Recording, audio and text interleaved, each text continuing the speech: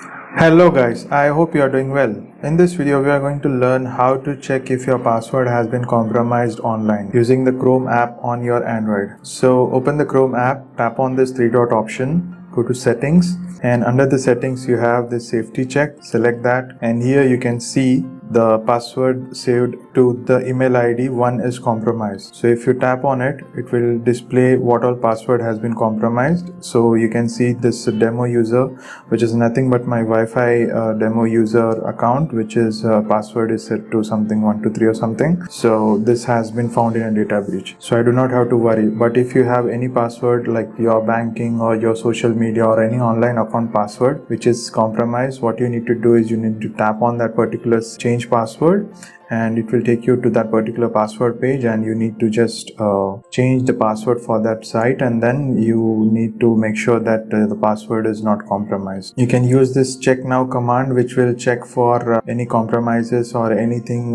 which is found online. So in this way you can check your password and also make sure that your Chrome is up to date to have the better browsing experience. I hope this helps. Let me know if you guys have any questions. Cheers, have a great day.